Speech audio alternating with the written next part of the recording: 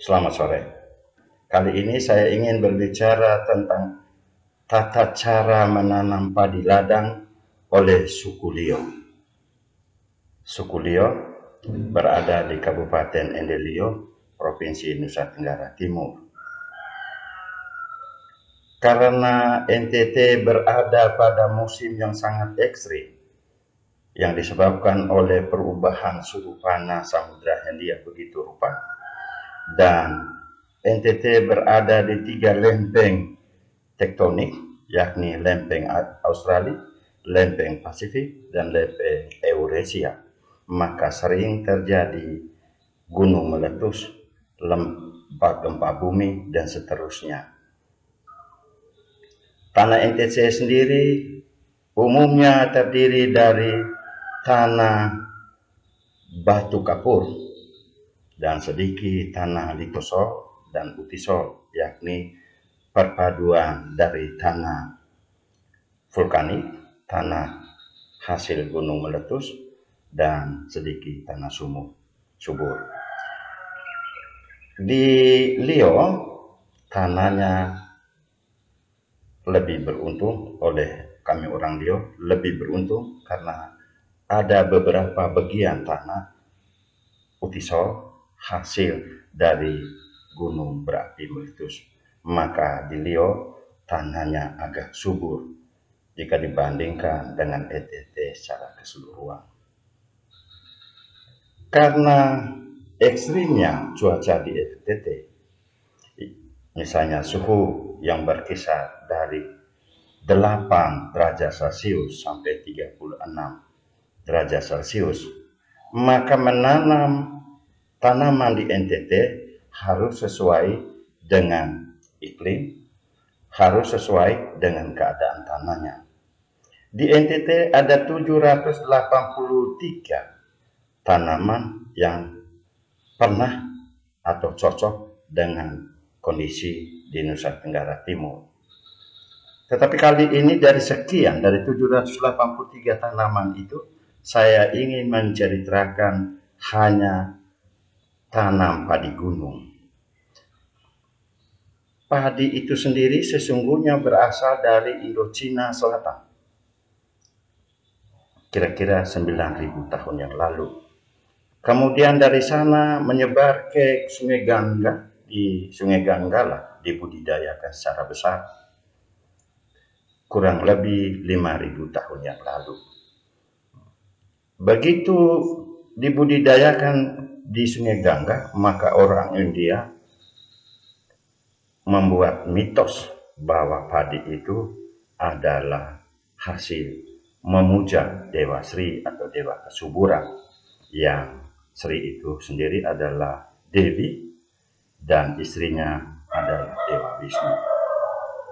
Begitu padi ini menyebar ke Nusantara, begitu rupa mitos-mitos padi ini bermunculan di tanah Jawa, di sana tanah Sumatera, dan seluruh kepulauan yang ada di Nusantara ini, termasuk di Flores, seperti di suku Gunung, di Manggarai Timur, dan juga suku Lio.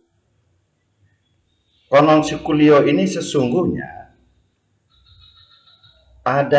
terdapat di Kabupaten Ende ini ada 3 versi yang menyatakan keberadaan atau asal-usul suku Lio. Versi yang pertama adalah suku Lio berasal dari Gunung Letembusu, yakni penyelamatan ketika tsunami terjadi. Ada orang Lio yang selamat, kemudian terdapat di Nuapu, Letembusu. Kemudian datanglah orang Melayu yang mendiami di suku Lio. Nah, dari sinilah versinya agak berbeda, sebagaimana versi yang dari India sudah dirubah dengan versi-versi di Nusantara. Orang Lio ada yang mencatat bahwa padi ini berasal dari terbunuhnya Bobi dan Nombi karena dianggap oleh masyarakat setempat mereka melakukan perzinahan. Hasil cincang Bobi dan Nombi ini, tubuh Bobi dan Nombi ini, beserta darahnya ini, maka terjadilah berbagai jenis tanaman termasuk padi. Saya ingin menegaskan di sini bahwa cerita Bobi dan Nombi oleh Ibu Ndori dari Monikuru sesungguhnya tidak terlalu benar bahwa ini citra dari orang Lio asli. Tetapi citra ini adalah perpaduan orang pendatang dengan orang Lio. Buktinya apa?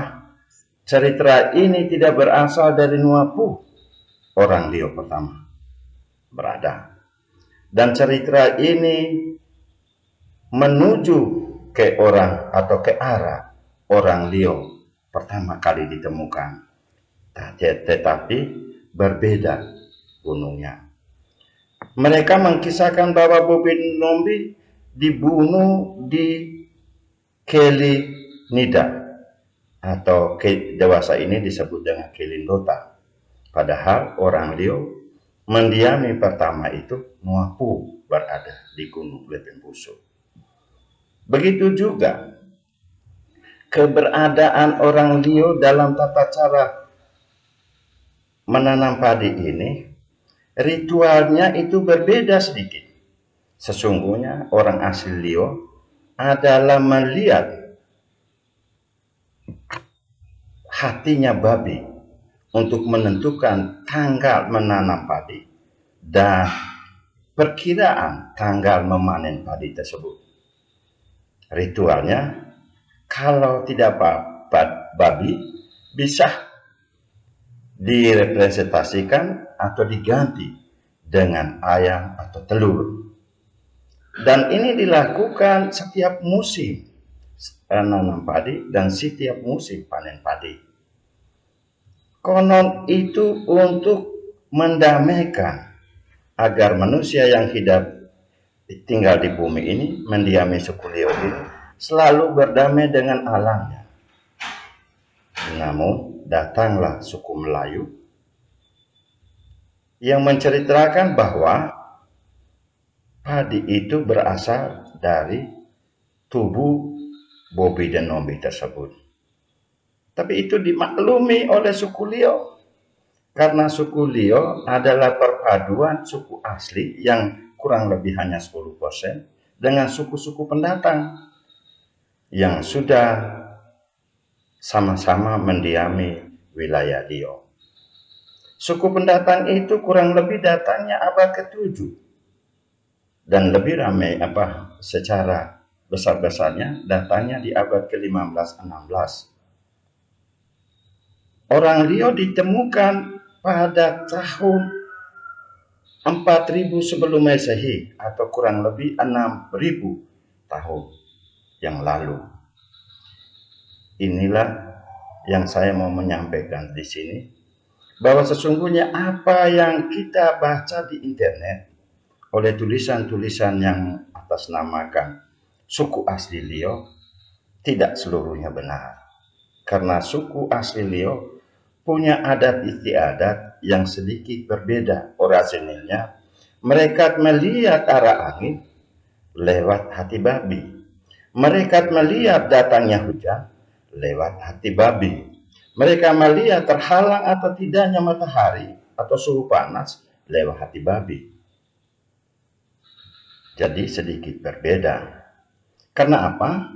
Mitos-mitos ini berasal dari Sungai Gangga yang berbeda.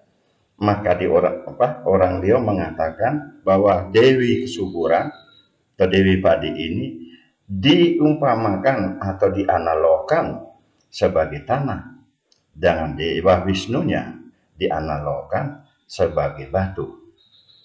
Secara ilmiah memang betul bahwa tanah itu berasal dari batu. Karena tanah di NTT itu berasal dari bebatuan kapur atau dominasi tanah NTT itu tanah Mediteran, tanah yang hasil pelapukan dari batu kapur, dan sedikit tanah Utoso dan tanah ultisol, tanah vulkanik tadi. Nah, saya ingin menyampaikan kearifan nenek moyang kita orang Rio perlu kita mempertahankan untuk menanam tanaman yang telah mereka wariskan. Kenapa? Dari 783 jenis tanaman, ternyata tanaman itu cocok baik di daerah tropis maupun subtropis. Di daerah tropis, daerah yang berdua musim. Di daerah subtropis, daerah yang berempat musim. Saya ambil contoh, tanaman singkong atau ubi kayu itu sesungguhnya berasal dari Brazil. Tanaman jagung itu sesungguhnya berasal dari Amerika Tengah. Mereka 4 musim atau mereka berada di subtropis. Tanaman itu ternyata cocok untuk ditanam di Rio atau di NTT. Banyak sekali tanaman yang cocok di NTT. Misalnya sukun, itu berasal dari Papua Nugini, cocok juga di NTT. Kenapa kita harus memilih tanaman yang cocok dengan tanah di NTT, dengan iklim di NTT? Karena durasi perubahan iklim di NTT sangat besar. Ketika kita menanam tanaman yang tidak sesuai dengan iklim, dengan alam di NTT, dengan tanah di NTT, tentu mengalami kegagalan yang besar. Kalau tanaman pisang, banyak di muka bumi ini yang bisa tanam. Saya meminta kepada kita semua atau kepada masyarakat NTT, mari memelihara tanaman-tanaman yang telah diwariskan oleh nenek moyang kita. Jangan biarkan tanaman-tanaman itu punah, seperti jagung, sorghum, jelai, dan lain-lain. Karena tanaman itu juga mengandung karbohidrat dan protein luar biasa. Tidak kalah kalau kita gantikan beras dengan tanaman-tanaman itu. Memang kita akui bahwa karbonhidrat disumbang oleh beras di muka bumi ini untuk 7,7 miliar manusia ini kurang lebih 20% karbonhidratnya berasal dari beras. Tetapi kalau kita menanam dengan tanaman yang bisa menggantikan karbonhidrat dan protein yang cukup tinggi seperti padi tadi, dengan tanaman jagung, tanaman sorghum, tanaman jelai, itu juga sangat bagus. Supaya diversifikasi tanaman itu ada di bumi NTT, sebagaimana yang diwariskan oleh nenek moyang kita dulu. Tanaman-tanaman yang cocok di tanah NTT itu telah mengalami uji eksperimental oleh nenek moyang kita dulu. Sehingga tanaman-tanaman itu terbukti secara eksperimen, secara percobaan oleh nenek moyang kita dulu cocok di NTT. Mari kita anak-anak NTT melestarikan semua jenis tanaman untuk NTT. Ketika ada hal yang atau ilmu yang benar oleh nenek moyang kita, harus kita pertahankan. Dan ketika ada kekilapan atau kekurangan, mari kita menyulamnya dengan kebenaran dan kebaikan. Supaya warga kita NTT tidak makin kurus, makin miskin, tidak makin kurus badannya. Supaya kita juga bisa bahagia, bisa sejahtera dan makmur sebagaimana halnya di daerah-daerah lain. Yang saya mau ingatkan di sini bahwa sesungguhnya tanah di NTT itu tanah miskin, akan hara, akan protein. Tetapi lewat eksperimen-eksperimen nenek moyang kita dulu, ada jenis-jenis tanaman yang cocok dengan tanah NTT, iklim NTT, cuaca NTT, alam NTT. Mari kita melestarikan semua jenis tanaman warisan nenek moyang kita itu. Sekian dan terima kasih. Salam hangat dari saya, Gaspar Pera.